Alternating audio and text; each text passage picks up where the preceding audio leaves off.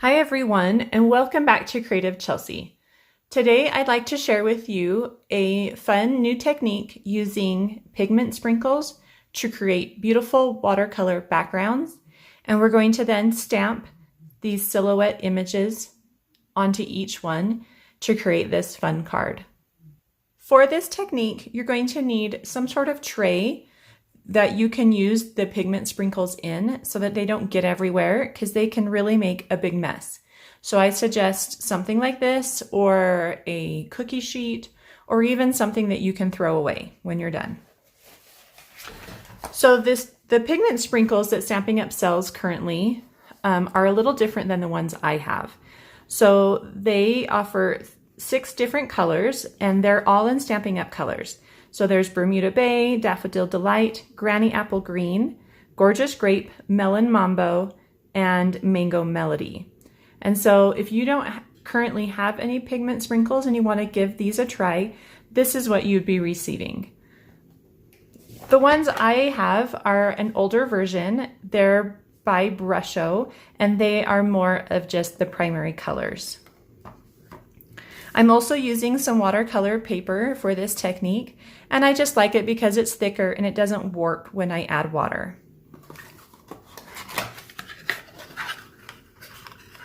So I'm using the red, the blue, and the yellow for this technique. If you're using the Stampin' Up colors, then you just pick the ones that you like and think that they would work well together. So really quickly, before we begin, I'm going to just tell you that the older version didn't have any way to shake out the colors without opening them, and you do not want to open up the jar or you're going to make a huge mess. So I've just used like a push pin and created some holes where I can shake out the colors. I'm not exactly sure how the new Stampin' Up pigment sprinkles containers work, but you might want to look into that and make sure that you don't have to open the whole jar and that you can just shake out the color that you want. So I'm just going to shake out some color and add it to each piece of paper and just kind of create, hopefully, some beautiful colors when they mix together.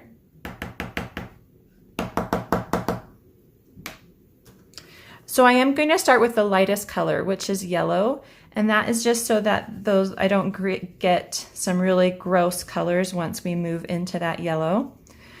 And you're just using an aqua painter, and it has some water in the bladder, and you're just going to move that color together to create some pretty watercolor background paper. So you can see how those colors move really well together, and you can create some secondary colors like purples and greens with that as they move around. So go ahead and clean off your paintbrush. If you're using an aqua painter, you just want some scrap paper that you can squeeze and clean the brush until it runs clear. And then go ahead and start again. And I'm going to again start with that yellow. And this time bring in some red to create some oranges. And then some purples once we get to that blue. And just put down a lot of water so things blend really nicely together.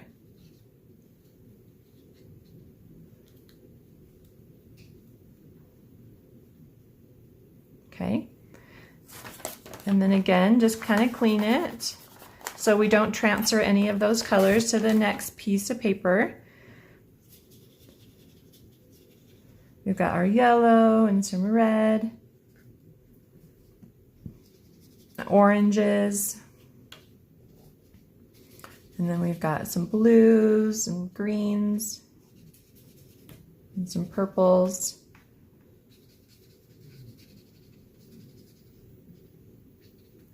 I think I want this one to have just a little more blue, so I'm going to add some more blue pigments and just darken up that blue a little bit. And I'm actually going to come over and add some here too, and maybe over here on this side, just to give it a little darker blue, kind of all the way through. And you can work with these colors however you want. Okay. This one looks like it needs to be blend it a little bit more. So I'm going to add some more water and just blend that out a little bit more.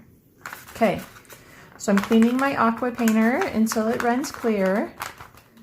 And then we're going to go ahead and heat up these pieces of watercolor paper until they're dry so that we can stamp on them.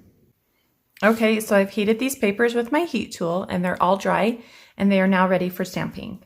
So we're going to be using the Silhouette Scene stamp set, and we're going to use these children who all look like they're having a great adventure. So let's go ahead and start with this little guy who's looking through a telescope. You're going to need some Versamark and your embossing buddy and then some black heat emboss powder. So let's start with this paper, and I'm just going to add some embossing powder, and this is just going to prevent the, I'm going to add some embossing buddy, and this is just going to prevent the embossing powder from sticking to my paper. So we're now using Versamark, which is kind of like a sticky clear ink, and we're just going to add the stamp in the center of our paper. I'm going to place that one to the side and then go to the next one and get my next image. We're going to do this girl who's standing up with her hand outstretched. And we're going to go ahead and do, let's flip it. Well, no, we're good.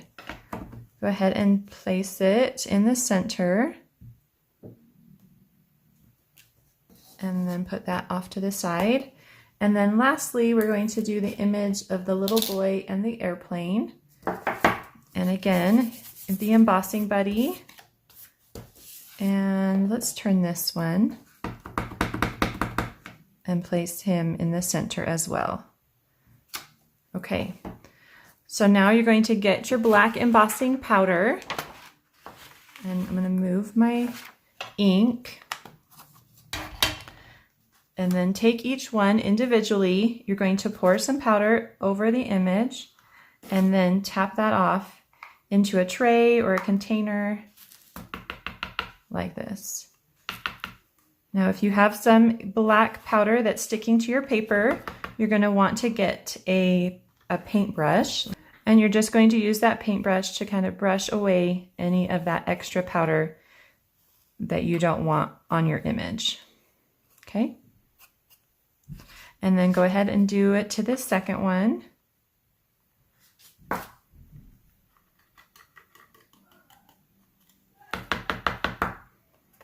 Okay, and I've got a little bit of powder. So this paper is a little more textured, and so there's a possibility that the powder is going to stick to it a little more than on a regular piece. And then let's do our third image.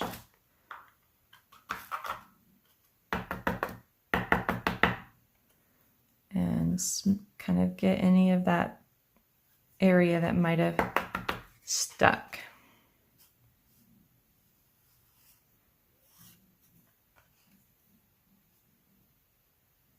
All right, so all those images are ready to be heat embossed. So you're just going to grab your heat tool and you're going to heat them up. And I like to heat from underneath, and that just keeps the powder from being blown off the image.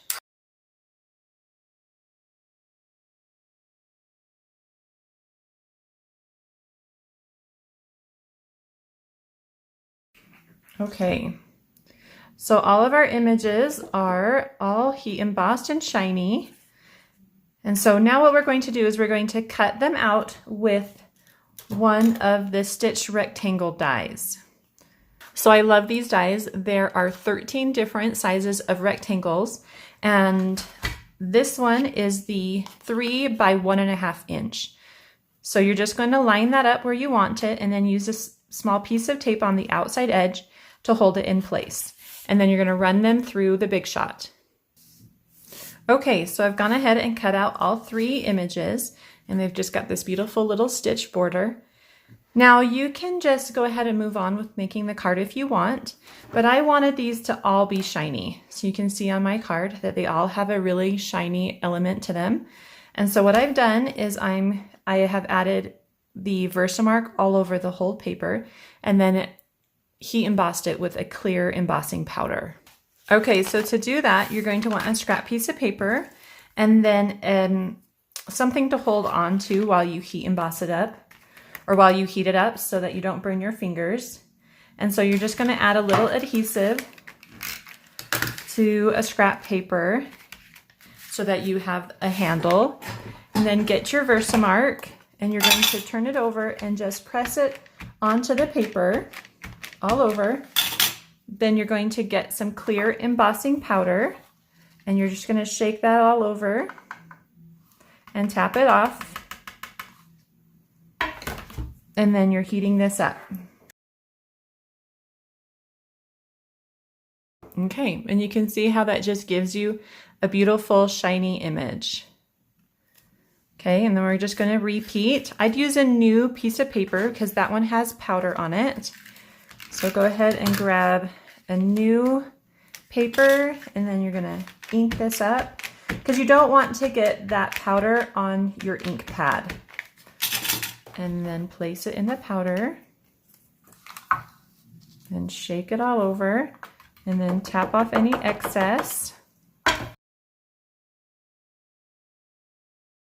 Okay, so that one's done. And then our last one.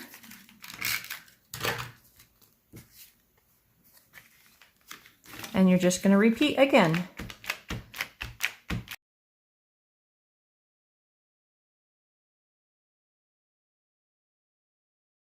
And we're going to stamp the greeting from the stamp set. And it's called Life Was Meant for Good Friends and Great Adventures. So let's go ahead and grab that. And we're embossing that with white embossing powder. Okay, before we stamp this, you want to use something that's going to take out to remove the static, but you don't want to use the embossing buddy because it's going to make your black paper chalky. So I like to use a dryer sheet. So any dryer sheet will work, and you're just going to rub that over your paper and then ink up your image. And you're just going to place it so that there's enough room on all sides so that you can cut it out with one of these rectangle dies. Add some white embossing powder this time. Tap off any excess. And it looks like I've got some that's stuck around. So just use your brush to get some of that off. And then heat this up as well. Okay, so we have used so many different heat emboss powders and techniques today. So I hope if you haven't done heat embossing before that you give it a try. So we're now going to cut this out with another one of the stitched rectangle dies, and we've got a little smaller size. So this is 1 inch by 2.5 inches. And so we're going to center that with the die. And I have a little bit of tape just to keep it from moving. And just place the tape down and then put this through the Big Shot. All right, so there we've got that piece as well. So now we're ready to finish up our card. And the last thing we're going to do is we're going to run the gray card front through the Big Shot. And we're using the basket weave embossing folder. And we're going to use the back side of it. So let me show you what I mean. So go ahead and put this through your Big Shot. Okay, so this is called the Coastal Weave embossing folder. And you'll notice that one side looks a lot like a basket, right? But if you turn it over, it looks a little bit more like road tire tracks. And so this is the side I want to use for our card. So we're gonna go ahead and add that to a little bit bigger piece of cardstock. And you can actually find all the cardstock sizes in my description to this video below.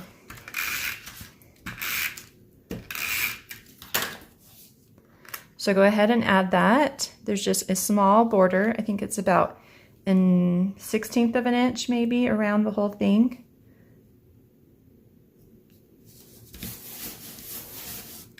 Okay, next we're going to add our watercolor paper.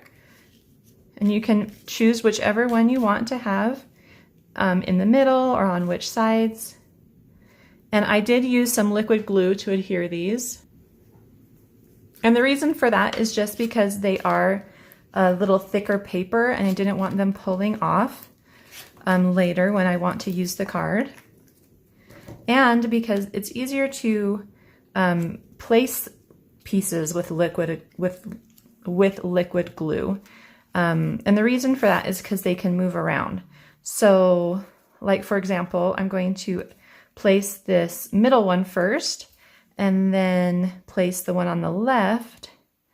And I realized that I want this top and the left border to be the same. So I'm actually moving the one on the left, and then I need to move the middle one down slightly. Whoops. And then I'm going to move this one on the right over so that it has the same amount on both the top and the right side. And then I'm going to move this one over slightly so they all kind of line up and have about the same amount of space between them. So the next thing I want to do before I adhere it to our card base is wrap a piece of twine around my card. And I think this is a 30-inch piece of twine. Let me just measure really quickly. Yeah, so 30 inches. And I'm just going to put about 4 inches on one side and then wrap it twice and then tie it. And I'm going to go ahead and grab that string that's on the bottom so that they're all kind of tied together.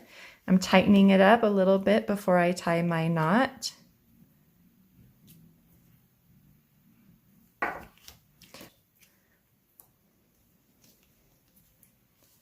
And then tie a bow. And then you need to, if you wanted to, you can trim those ends. Okay. And then we're going to add our greeting with some dimensionals. I'm just going to put them in the corners so that I can maneuver the twine if needed. And then this just gets centered. So you want it centered on the card with a little bit of border on the bottom and over those images. And then you'll see that my bow is a little bit stuck underneath. So I just moved it slightly. And then the last thing we're going to do is add a couple sequins. And these are just some retired, it's a retired product. They're just this silver sequin ribbon. And I've just taken some glue dots. And if you don't have this, you can use rhinestones. I just really liked how they were flat and they kind of looked a little bit like planets or an adventure kind of. And you can just place these wherever you'd like.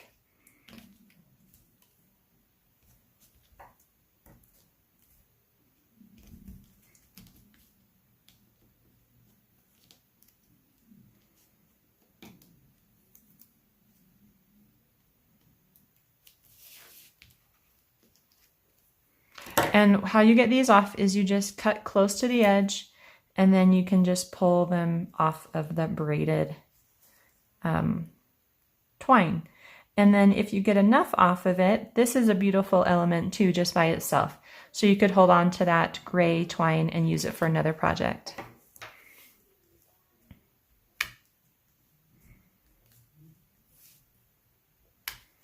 Okay. So the last thing we need to do before our card is complete is to add it to our card base.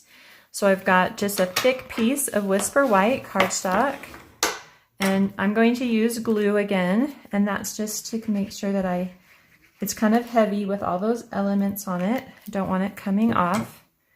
Make sure it's opening at the right direction and place it in the center of your card base.